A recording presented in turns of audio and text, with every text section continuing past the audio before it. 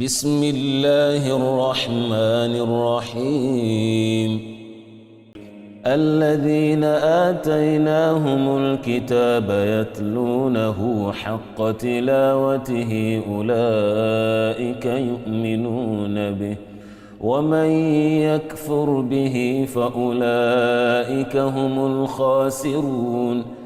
يا بني إسرائيل اذكروا نعمتي التي أنعمت عليكم وأني فضلتكم على العالمين واتقوا يوما لا تجزي نفس عن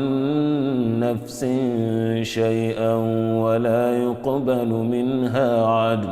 ولا يقبل منها عدل ولا تنفعها شفاعة ولا هم ينصرون وإذ ابتلى إبراهيم ربه بكلمات فأتمهن قال إني جاعلك للناس إماما قال ومن ذريتي قال لا ينال عهدي الظالمين وإذ جعلنا البيت مثابة للناس وأمنا واتخذوا من مقام إبراهيم مصلى وعهدنا إلى إبراهيم وإسماعيل أن طهرا بيتي للطائفين والعاكفين والركع السجود وإذ قال إبراهيم رب اجعل هذا بلدا آمنا وارزق أهله من الثمرات من آمن منهم بالله واليوم الآخر قال ومن كفر فأمتعه قليلا ثم أضطره إلى عذاب النار وبئس المصير وإذ يرفع إبراهيم القواعد من البيت وإسماعيل ربنا تقبل منا إنك أنت السميع العليم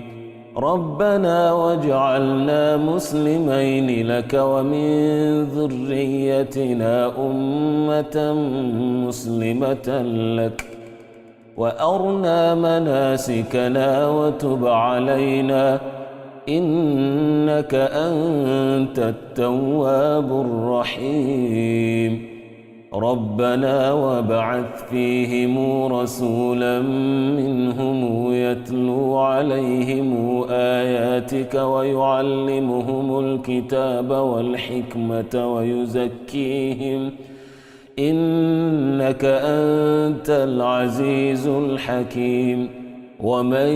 يرغب عن ملة إبراهيم إلا من سفه نفسه ولقد اصطفيناه في الدنيا وإنه في الآخرة لمن الصالحين إذ قال له ربه أسلم قال أسلمت لرب العالمين ووصى بها إبراهيم بنيه ويعقوب يا بني إن الله اصطفى لكم الدين فلا تموتن إلا وأنتم مسلمون أم كنتم شهداء